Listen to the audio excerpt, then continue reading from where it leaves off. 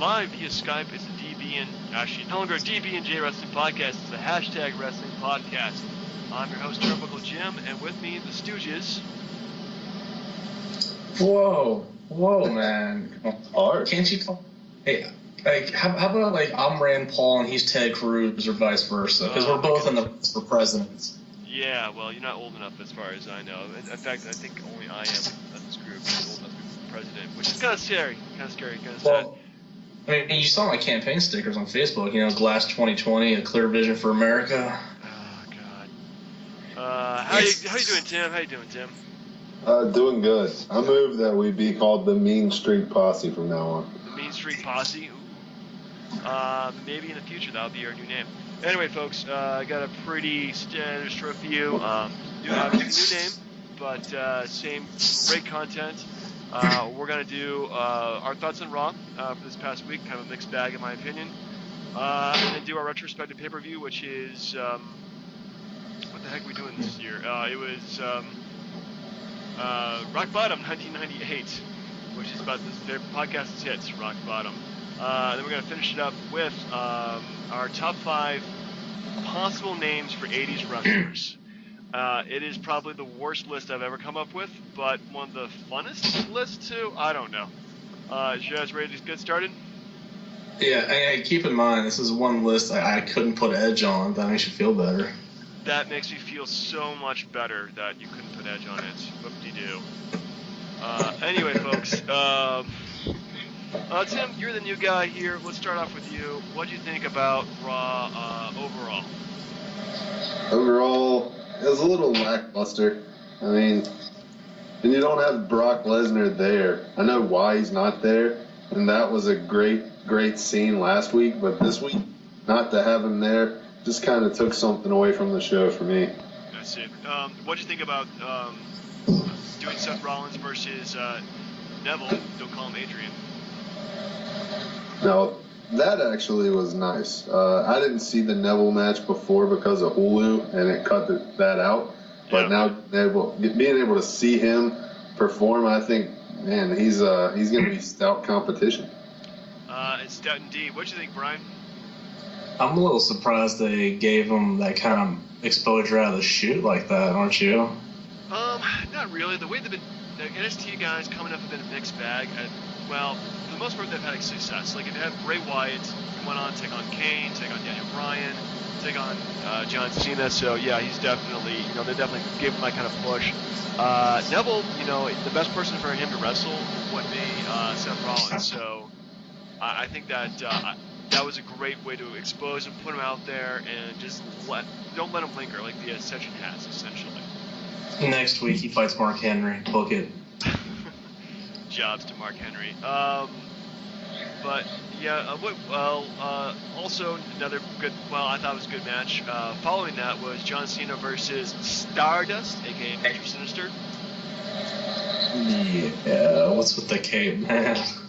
The cape is awesome. You got to keep the cape.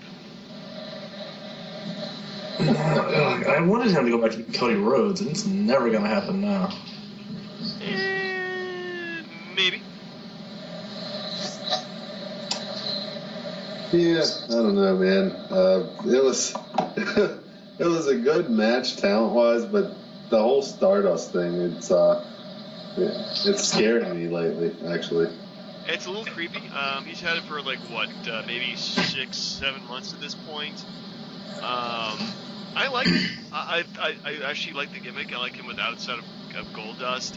It's super weird. It's different. If he just goes back to being Cody Rhodes, then he's just going to get lost in the shuffle. I think that Stardust is a bit more unique, even though he's completely ripping off Goldust. But yeah, I just like the match, the fact that John Cena is putting the belt out night after night, and actually giving like a championship match every single Raw. That makes it feel a bit more special, in my opinion. Then you guys check out the podcast afterwards? No, I did not.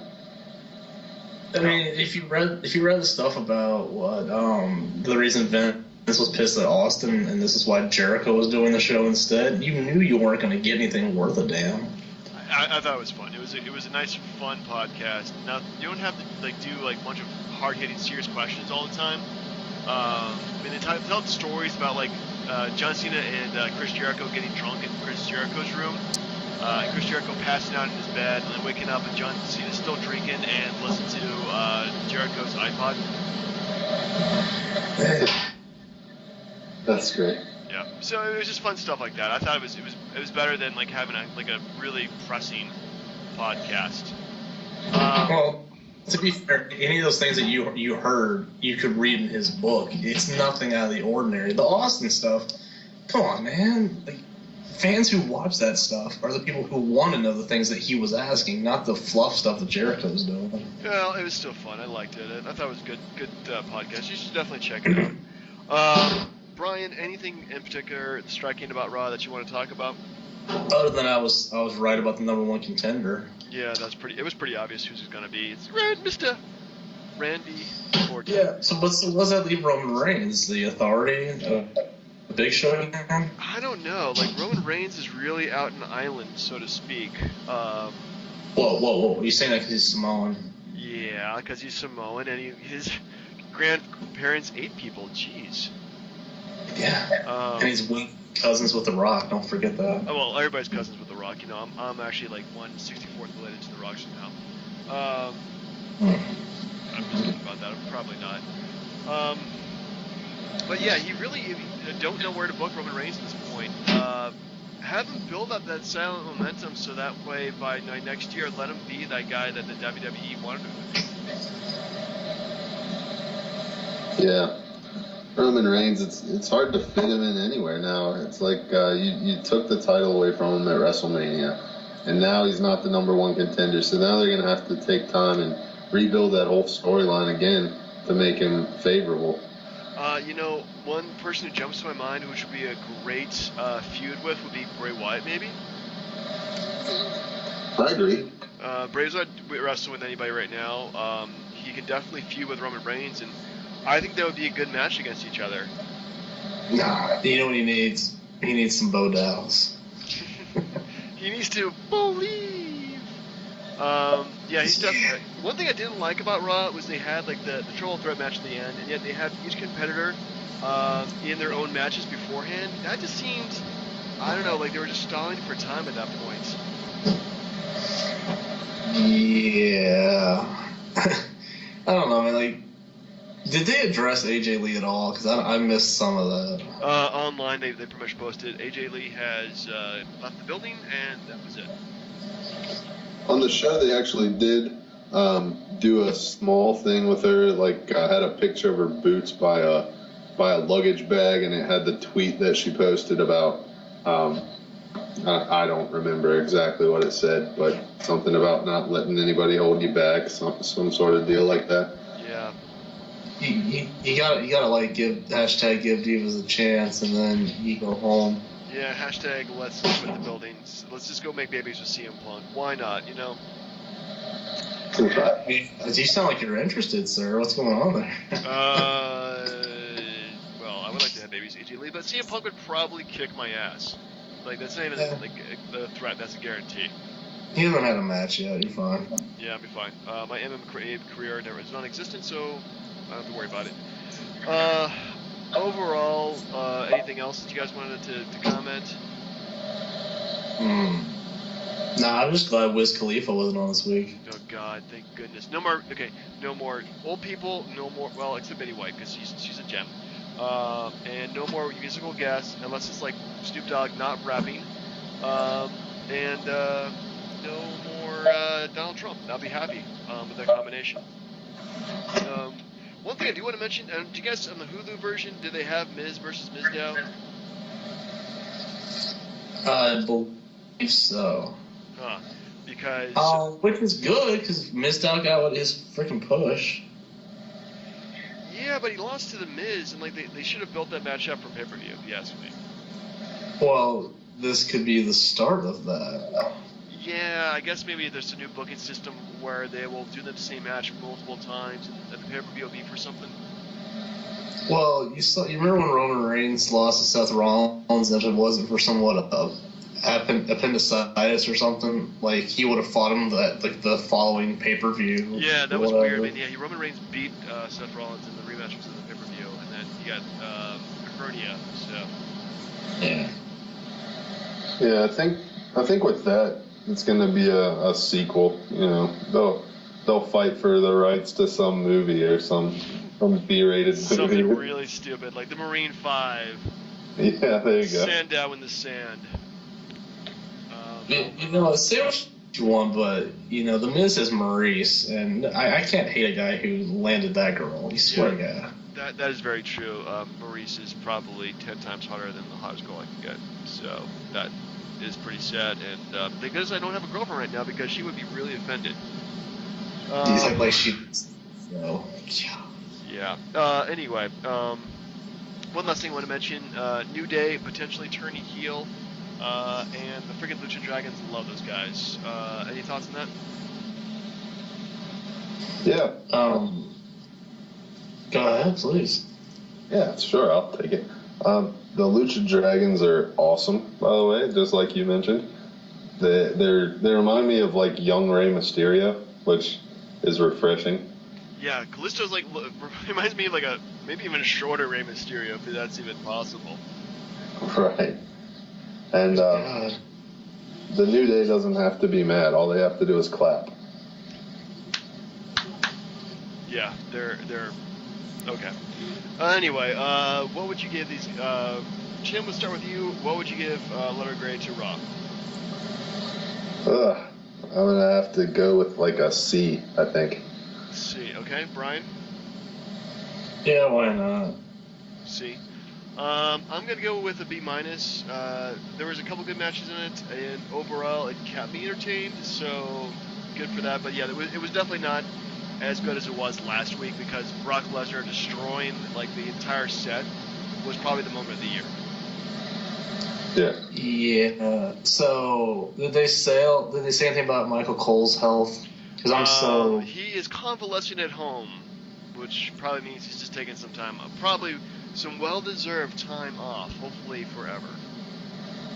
Yeah, he'll be back next week. Yeah, he'll be back, unfortunately. Anyway, so next up we have our Raw retrospective pay-per-view, which is Rock Bottom 1998. Holy crap, this is senior year of high school for me.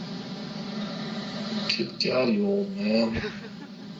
Oh, come on. It was a very fun time to be a wrestling fan. You gotta admit that. But they're coming from Vancouver, British Columbia, from the General Motors place. Attendance of over 20,000 people.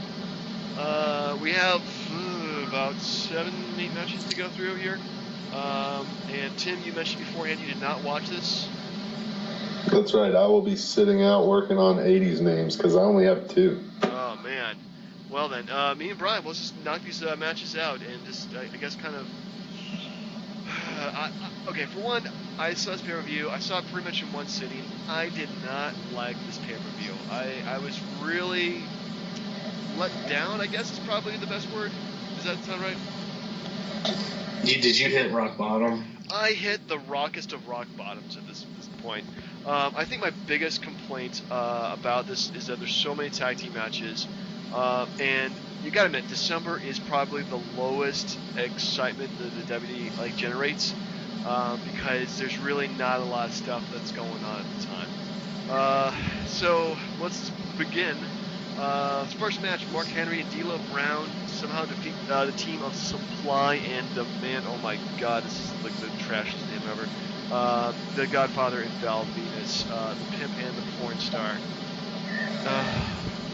Okay. I thought this was a terrible match to start with. So, what do you think, Brian? You sound so disappointed, but I'm very disappointed. are you telling me that if you were in the ring and Godfather offered you all 4 of his hoes for free, you would be like, sure? It's not a crime if he gives it away for free. So, no, I would well, I mean, it depends on where the hoes are from. But yeah, I would definitely do that. But I wouldn't be wrestling him with a name called Supply and Demand. Good freaking goodness. I mean, it was all true though. I mean, as far as the match, who cares? It's just about the gimmicks. Yeah. Anyway, Brian, your thoughts on the match itself? It only lasted, thankfully, 5 minutes and 54 seconds. Just the whole thing with all the women out there was pretty much the whole drama of the stupid match to begin with Terry and Jackie out there and then pulling the freaking tights down on Val Venus or something. Yeah, you got to see more of Val Venus than you ever wanted to see. That's really where I'd like to be. Yeah, which is kind of sad too, because at this point, Val Venus is really one of my boys. I really like Val Venus. Not really in terms of his gimmick, but he was a phenomenal wrestler who really should have given a bigger chance in the WWE and just never got it. Next up, another tag team match. It's the Headbangers. I can't believe they're still around at this point. Defeated the Oddities, a team of Kurgan and Golda, aka Earthquake. Brian, your thoughts on this interesting match? Yeah, I don't care. Me neither. No, complete garbage. But if you ever like the insider stuff about this, it's not. I think it has something to do with the Headbangers had like a legit feud with the ICP, and it led to ICP fighting the Headbangers, and they beat the shit out of each other, and then that's when ICP went to WCW right after that. Well, that's interesting. So yeah, they had a big thing going on at that point, and Vince just kicked them out of the freaking place. But the match, come on, dude, it's terrible. It's freaking Quake carrying around cart. Come on. Next up, we have our first singles match of the night. It's Steve Blackman, the whitest white man possible, defeated Owen Hart by countout in Canada. 10 minutes and 26 seconds. It's an Owen Hart match, so it's not terrible, but he's just walking out of the freaking ring, and it's just, I don't know. It's not a good match overall. Is it wrong that when I saw it, I'm and how many months later did he die? Oh, goodness. This is only he is T-minus 5 months away. That's really sad. I mean, obviously he's in a better place right now, but anywhere's a better place than watching this match. They were giving Blackman a chance. He had decent music. I'll give him that. Yeah, he had decent music. An interesting gimmick. But yeah, there's only so far you can go. Garbage. All right, next up.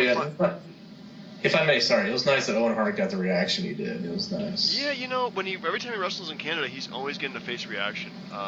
Whether he's booked as a face or as a heel, he's always getting a very popular reaction from the crowd. Oh, but he gets booed later though. Yeah, well, he's Owen Hart. He's good at making everybody pissed at him. So what can you say? He's pretty much the Seth Rollins of the 1990s. Yeah, I'll give you that. Next up, we have the Team of the Brood, which consists of Edge, Christian, and Gangrel. Defeated the Team of the Job Squad, aptly named, because they're Al Snow, Scorpio, and Bob Holly. This is actually one of the better matches of the card, I thought, because the Brood, granted, it was Gangrel plus Edge and Christian, and the Job Squad is at least entertaining, even though they have Bob Holly, so I didn't hate this match as much as I did the other ones. It was, man, it's sometimes hard to watch Edge when he goes through garbage like that. Yeah, he had 1 or 2 good moves in this match, but yeah, again, it's one of those things where their styles are really not clicking that well. Scorpio can kind of do some good moves, but overall, it's okay. It's very okay. He was very much past his prime. Who? Scorpio? Yeah. The guy's still wrestling somehow. But yeah, so Terry Funk. Yeah, well, okay. You're not too old to jump off the top rope. Anyway, the next match we have is the striptease match. It's just an excuse to get Deborah McMichaels naked. Goldust defeated Jeff Jarrett. I'm actually quite okay with that. I'm okay with that too. It's interesting that they got her to do that, considering that she was not as trashy as some of the other divas, like Terry Reynolds. But they got her to take off most of her clothes. Well, let's call it what it is. She oiled up her legs. She knew what she was doing. She was getting ready to go. That's going.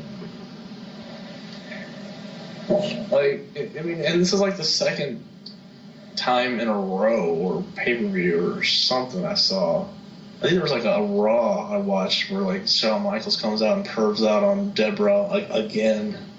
Huh. Like, it's a consistent thing What with have those been going two. on by then?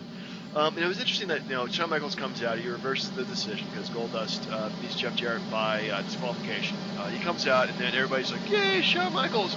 And the next match, Shawn Michaels shows up with the Corporation, the team of the Big Boss Man and Ken Shamrock, as it loses the New Age Outlaws. And it's actually kind of interesting match. But he's severely booed. What were your thoughts on the next match? If you saw the looks on his face, you kind of looked at it like, well, I'm pretty sure that he was like working against the Corporation on the inside, sort of like, I'm gonna take them down, but without making it look obvious. Because I mean, it looked like he helped the Outlaws win at the end. Yeah, there was that kind of moments there. So I don't know. Commissioner Shawn Michaels was just a bad. Very short gimmick, but it just didn't work for anybody at all. What, being commissioner? Yeah, I mean, he was. William Regal was a good commissioner. William Regal was good. Eric Bischoff was good. Shawn Michaels, as commissioner authority figure, was just not exciting. Sheriff Austin. Sheriff Austin. Oh my God, Sheriff Austin. Oh my goodness. All right, moving on. Come to our, I guess, the second to last match. As Mankind defeated The Rock via knockout, not winning the belt though because it was by pinfall or submission. It actually one of the better matches of the night, but still not a great match. What I would consider to be a great match to start. I kind of have a problem with the pay-per-view being called Rock Bottom. The Rock having all those pictures of himself hung up like that. Right. It was an event? Yeah, he didn't even main event his own pay-per-view. That is pretty lame. Yeah, that's pretty bad. Yeah. But yeah, I mean, the ending. I mean, honestly, The Rock's first runs as champion, he got better and better and better the more he won the belt. So I mean, he loses it pretty soon. He's gonna win it back in the Rumble. He'll lose it again. He can win it back at another one. So he's three-time champion at that point. So every time he wins the belt again, he's always better as being champion. But here he's just well, how is he even champion? He's losing in the match to Mankind, and I don't know. It's just really booked, if you ask me. Agreed. It continues on into the Royal Rumble next month with the I Quit match, which made Beyond the Mat the movie it was. So yeah, well, you ever watch that? Beyond the Mat? No, actually, I have not watched Beyond the Mat. You should, because it may. Well, you maybe if you care for Jake the Snake, you don't want to watch it. I do like Jake the Snake. Decisions. I'll check it out sometime. Is it not on Netflix? Probably not. It should be. It basically shows The Rock whooping Mankind's ass with a steel chair, and his Mankind's kids in the crowd crying. But it's all for pretend, so it's okay. When he's handcuffed, getting his ass whooped. Yeah. Just terrible. Anyway, we come to our quote-unquote main event. It's Stone Cold Steve Austin versus The Undertaker in a Buried Alive match, which was in itself kind of an ugly match. I mean, to win the match, you had to bury your opponent in dirt, and the amount of actual burial is kind of speculative. I don't know. This was a bad gimmick match and poorly done. Kane interferes somehow, yet it's all crap. What do you think? I was a little confused with how this match came about. I mean, they had the SummerSlam match, which was good, but I didn't see the network didn't have the Raws to build up to it. I don't know how those two got together in the ring like that. But they had the caveat where the winner would get into the Royal Rumble the following month. Yeah, which is big because Austin had to fight for his spot, and then had to fight to get WrestleMania. He had to fight every single second of the way there. So, but yeah, overall, how would you rate this pay-per-view? Well, if it's called rock bottom, the grade should reflect that. So a D. A D, I think a D is very fair for this. It's definitely one of the worst pay-per-views we've seen in the Attitude Era so far. Not a fan of a lot of the stuff they've done. So next week, Royal Rumble 1999. Sure. Start the year off strong. Sounds good. All right, Hey, you back? Yeah, I'm actually going to watch that one. From the review, it doesn't sound like I missed much. No. No, it was terrible. No, but so, keep in mind, you could say how bad this was, but what was WCW doing? It was like Nash and Goldberg or Bischoff and like Ric Flair, for Christ's sakes. Yeah, this is like 1 month away from WCW imploding with the finger poke of doom, and then it just became worse and worse and worse. Yeah. It was yeah. Well, 98 was not a terrible year in terms of their booking. It just became progressively much worse as time went on. And yeah, this is pretty much, well, I think they definitely turned the corner at this point in terms of their storytelling, but it's a lot better than WCW was putting on. So Yeah, that's true. completely agree with that. Anyway, ready for some top 5 80s wrestlers who never existed. That's right.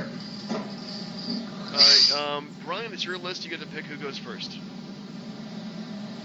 Well, just to clarify real quick, the basic gist is that there's been horrible gimmicks throughout time. We've known that, even with like Kerwin White from like 10 years ago. Oh God, that's terrible.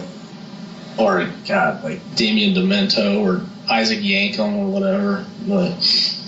But it seems like the 80s, you could put on horrible, crappy gimmicks, or like the early 90s WCW stuff, and people would buy it.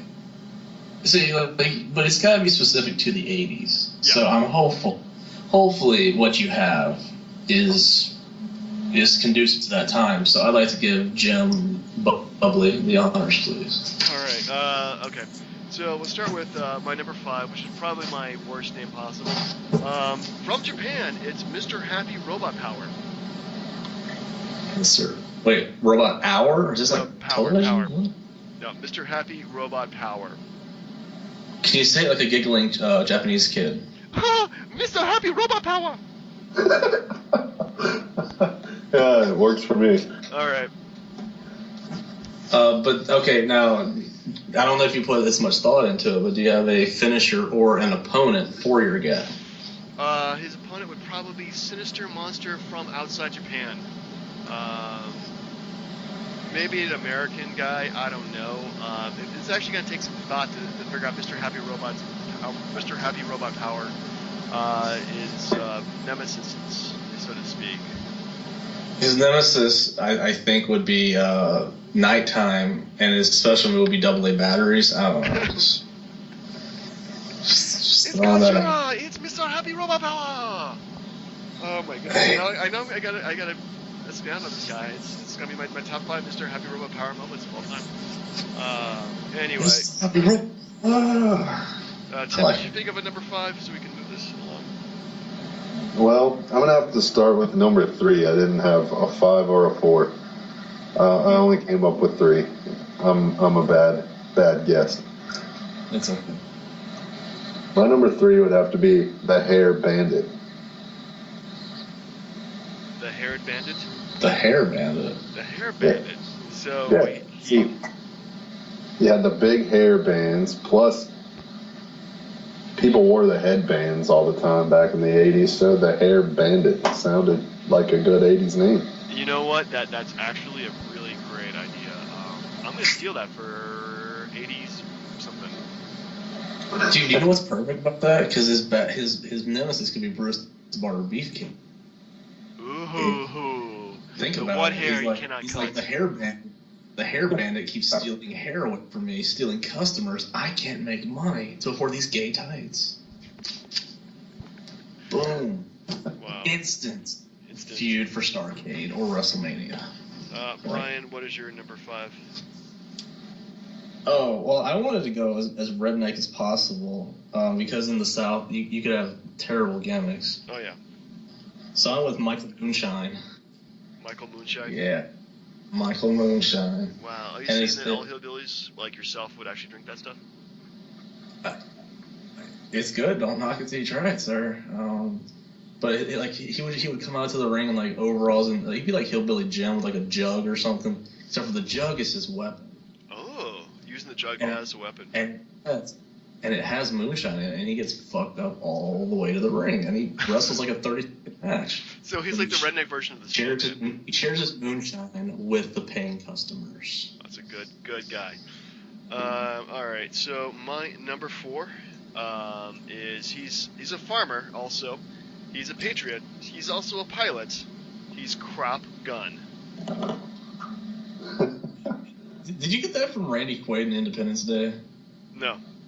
Okay. But I'm thinking maybe the same kind of gimmick. He's a bush pilot, but he's also a wrestler somehow.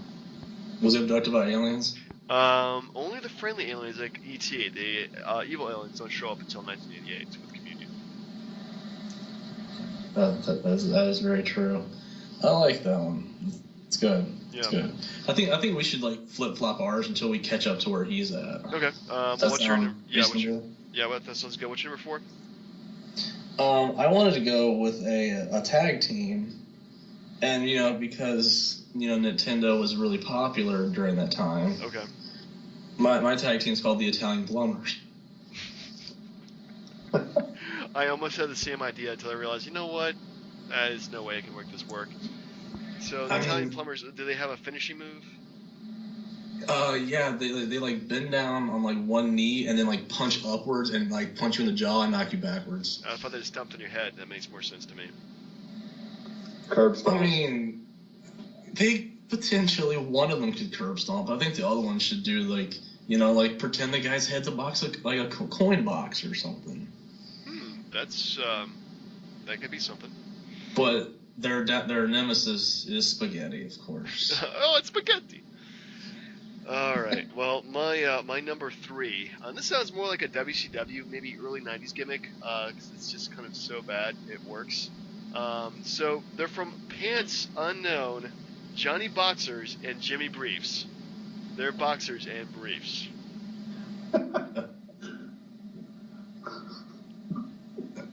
Fair enough. Speechless. So is there move the pants off, dance off?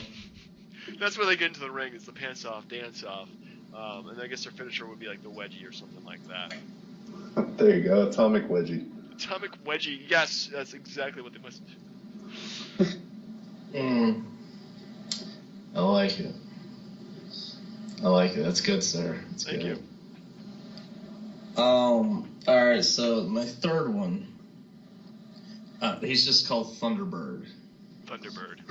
And it's a Smokey and the Bandit ripoff. Okay. So like he comes out in the Bandit's car.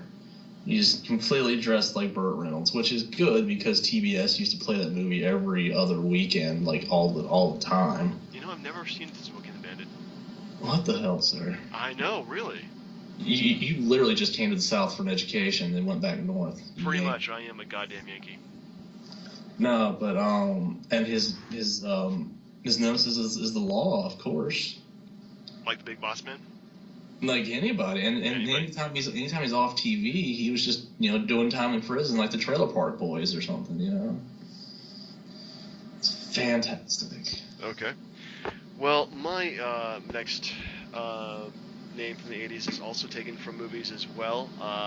From Kokomo, it's Tom Booze. Oh. I think you go great with Michael Moonshine. Yeah, make him Michael Moonshine hang out. He brings the drinks, he mixes the drinks. They're a perfect tag team. I like it. Now we're caught up. Yeah. I believe. All right, so Tim, you have 2 more to produce. What's your number 2? Yeah, see, I started thinking, I didn't give near as much thought as you guys did. I more went on like 80s styles. So my number 2 would have to be Sinister Spandex. That's actually a pretty catchy name. Oh yeah, alliteration, it works. Like But what would be his move? Like, with the wedgie? It'd have to be the wedgie, right? Maybe some kind of stretch. I don't want to rip off the Underpants Twins. Dude, that would make Tweak very upset. You know, somebody taking his underpants. But all right. So my number 2, sir. It's another tag team. They're called the Karate Tortoises, and they come out, as you guessed, dressed like Ninja Turtles. We can't call him the Shredder, but we'll call him like the pointy guy with sharp objects on his head. That guy. And basically, their move would be called the Shell Shock. You know. Yeah. Screw Ryback. The Turtles. They own the names of the Shell Shock. Damn it. Karate Tortoises. Karate Tortoises. Okay. You know, in 1988, big year for Ninja Turtles for me. Just like discovered the cartoon, discovered the action figures, was totally hooked. Very sad. All right. So my number 1, and I think this is probably the best 80s name I can come up with. The man who is always taping you. He's Victor Harris Smith, or VHS. Brilliant. Wow. Damn. His finishing move is the rewind. Like, okay, now how about I pitch an idea for a manager? It's like it's a Korean girl, and her name is Suni Walkman. No. Oh man, we're just having too much fun with ourselves, aren't we? If it's gonna be VHS, you'd have to just pick somebody whose code name would be VCR, correct? Yeah, he plays in the VCR. Yeah. Damn. All right, another list for next time. What the hell? Wait, so who's up next? I believe that was Tim.